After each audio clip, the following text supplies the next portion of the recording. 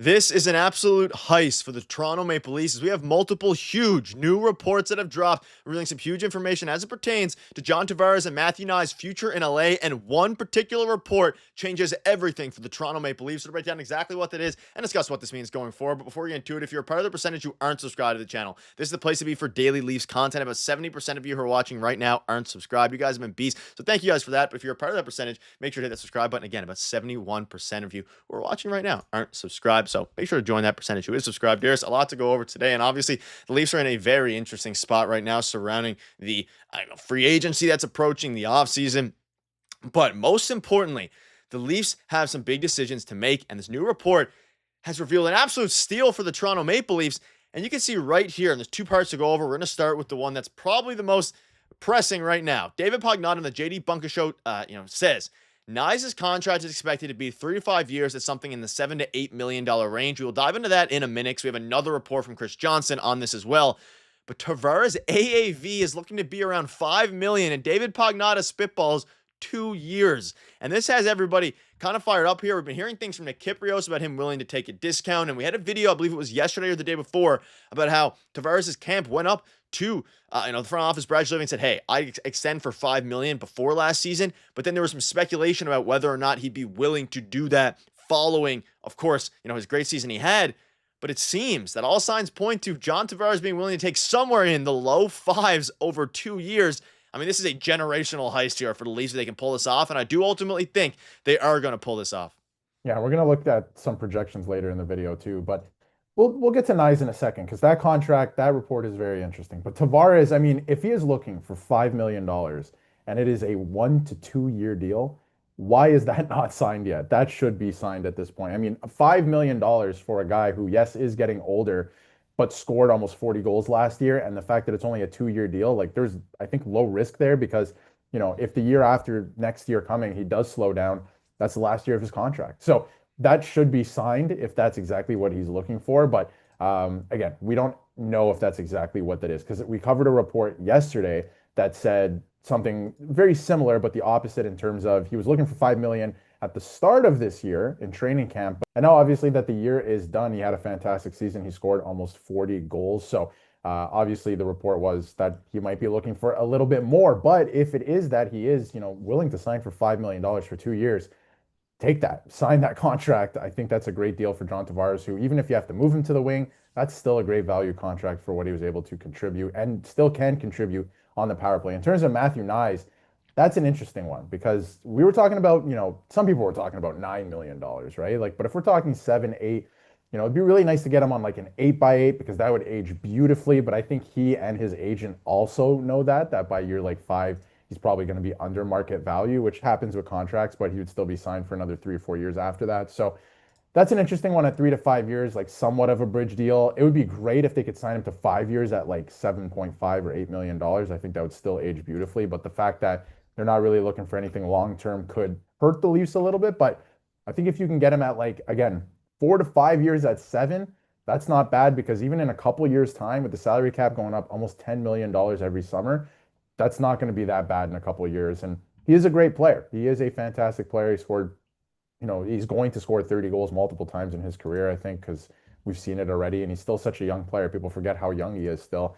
and he's going to get that much better. So I think that's, that sounds reasonable to me compared to some other stuff we've heard from maybe Mitch Marner and some other players around the league. Yeah, and obviously focusing on Tavares for a second. We spoke before. I mean, we know if the Leafs manage to get John Tavares, it's going to be a steal. It's going to be a heist just because of the way that it's going to work out. If he was going to go market value, 7, 8 million, it's just not going to work for the Toronto Maple Leafs. And we know that he came out yesterday and he said change is hard surrounding the future of Mitch Marner and John Tavares. And how change is natural, change is hard.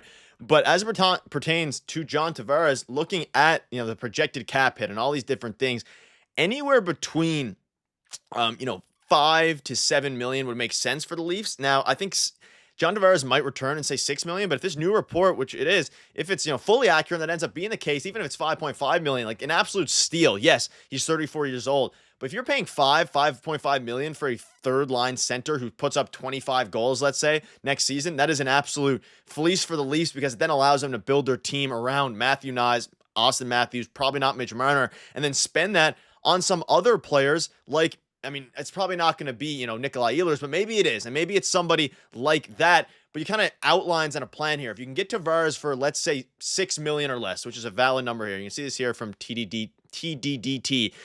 Replace Marner with Ehlers, sign Tavares for $6 million or less, and then dump some of that cap space. And then you have $11 million in cap to work things out. And we've been talking here a lot on the channel about how next season, the year after this offseason, 2027, 2026, whenever it is, Connor McDavid, free agents, Cale Makar, we have to win this year, like this upcoming year. This is one of the times where the Leafs, has to win because of the way their core is set up. And I think that with these reports, and the one with Matthew Knies as well, Chris Johnson, says that the Leafs' comfort level for Knies is an extension below $8 million a year. This would, between 3 and 5, it'd almost be a bit of a bridge contract. But no matter how you slice it, they're going to re-sign Knies. But Tavares at $5 million kind of changes the outlook of how this entire framework and entire team would look, just simply because of the other things you can do if you manage to get John Tavares for a reasonable contract. And to be honest, $5.5 million is more than reasonable. It's almost a fleece, but we know it's going to be a fleece because he loves Toronto and he's already made a ton of cash.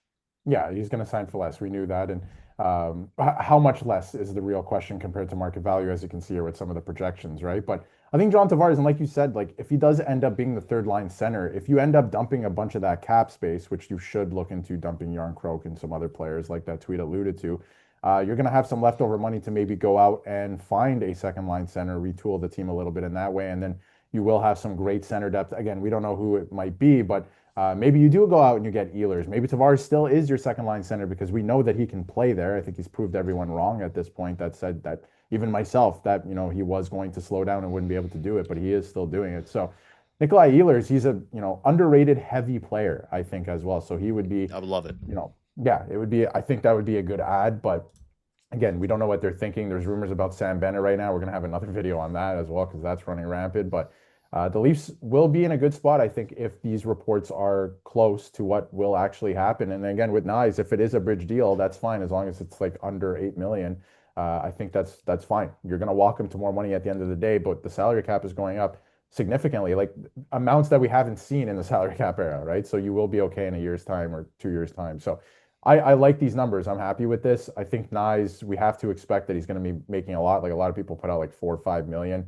I don't think that's the case. He proved this year that still at a young age, like he's going to be that guy. He's going to be a great player and somebody you can win with in the playoffs too, right? Like he's a factor in the playoffs. Maybe not in the second round this year, but not too many guys were on the Leafs. But again, with Tavares' contract, as you can see there, I think it would be great. Yeah, and with John Tavares at $5 million, and even Nikolai Ehlers, I know there's gonna be a lot of people commenting probably that he had similar playoff woes to Mitch Marner. It is true, but if the Leafs want to win this year, they might have to make some compromises there. But it'd also be a lot less, like $9 million-ish for Nikolai Ehlers, maybe a little more depending on what Marner ends up getting. But let us know down below what your thoughts are on this. A ton of crazy news coming out. We're gonna have more videos for you today, so make sure to stay tuned for all that. Thank you guys for watching. See you later.